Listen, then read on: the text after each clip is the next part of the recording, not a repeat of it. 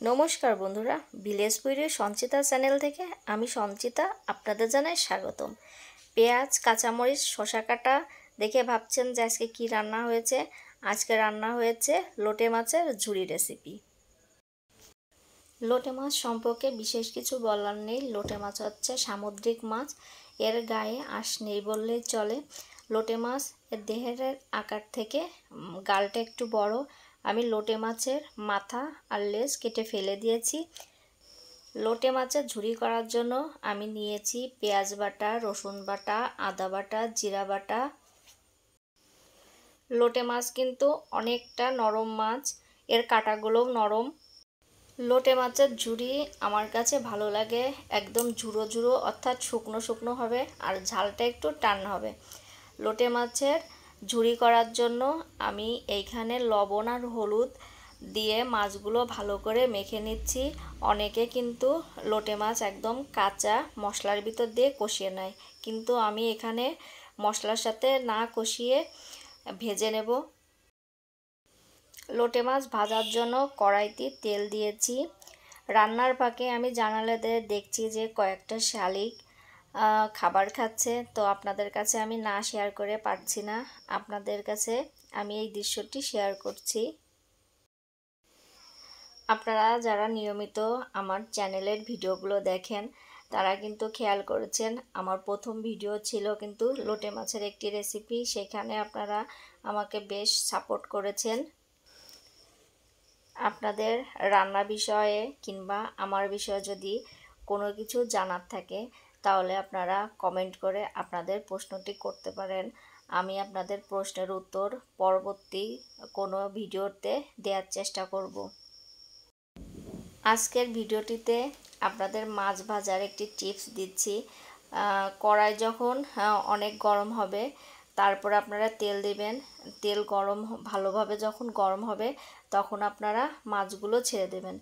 সেক্ষেত্রে আপনাদের কিন্তু মাছ কড়াইতে লেগে যাবে না, খুব ভালোভাবে ভাজা হয়ে যাবে। সবগুলো লোটে মাছ আমার ভেজে নেওয়া হয়ে গেছে। আমি লোটে মাছ থেকে কাঁটাগুলো হাত দিয়ে বেছে ফেলে দিচ্ছি। লোটে মাছের কাঁটা কিন্তু অনেক নরম, চাইলে আপনারা রেখে দিতে পারেন। লোটে মাছ ভেজে তুলে নেওয়ার পর যে তেল অবশিষ্ট ছিল তার মধ্যে দিয়ে দিচ্ছি জিরে ফোড়ন। প্রথমে আমি দিয়ে দিচ্ছি পেঁয়াজ বাটা। আপনারা চাইলে পেঁয়াজ কুচি করে কেটেও এর মধ্যে দিতে পারেন, তবে দুইটার ক্ষেত্রে দুই রকমের স্বাদ লাগবে। আমি এখানে পেঁয়াজ বাটাই ব্যবহার করছি। এর মধ্যে দিয়ে দিচ্ছি জিরা বাটা, আদা বাটা, তারপর দিয়ে দিচ্ছি শুকনো মরিচ বাটা। যতক্ষণ পর্যন্ত মশলা থেকে তেল ছেড়ে আসছে না ততক্ষণ পর্যন্ত আমি মশলা কষাতে থাকব। আমি এর মধ্যে দিয়ে দিয়েছিলাম কয়েক টুকরা আলু ভাজা। এবার দিয়ে দিচ্ছি আমি যে ভেজে রাখা লোটে মাছ ছিল, আমি কাটা ছাড়িয়ে নিয়েছিলাম, সেগুলো এবার এই মশলার সাথে ভালো করে কষিয়ে নিচ্ছি। এর মধ্যে আলু দেওয়ার একটি কারণ হচ্ছে এতে লোটে মাছের স্বাদ কিন্তু অনেক ভালো আসে। আমি এর মধ্যে দিয়ে দেব সামান্য পরিমাণ জল। 5 থেকে 7 মিনিট পর্যন্ত আমি রান্না করব, যতক্ষণ পর্যন্ত জল না শুকিয়ে আসে। জল আমার শুকিয়ে এসেছে, এবার আমি ভালো করে নেড়ে চেড়ে নিচ্ছি।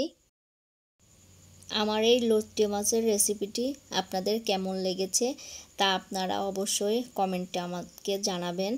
এ পর্যায়ে আমি এর মধ্যে দিয়ে দিচ্ছি গরম মশলা বাটা। আমার লোটে মাছ রান্না করা হয়ে গেছে। যদি আপনাদের রেসিপিটি ভালো লাগে অবশ্যই আপনারা আমার এই রেসিপিটিতে একটি লাইক করবেন, সুন্দর একটি কমেন্ট করবেন। আপনাদের সুন্দর একটি কমেন্ট আমাদের অনুপ্রেরণা দেয় সামনের দিকে এগিয়ে যাওয়ার। এতক্ষণ ধরে আপনারা আমার ভিডিওটি দেখার জন্য আপনাদেরকে অসংখ্য ধন্যবাদ। আর ফেসবুক পেজ থেকে দেখলে আপনারা আমার চ্যানেলটিকে ফলো করে রাখবেন। আবার ফিরে আসব দুর্দান্ত কোনো রান্নার রেসিপি নিয়ে। ধন্যবাদ সবাইকে।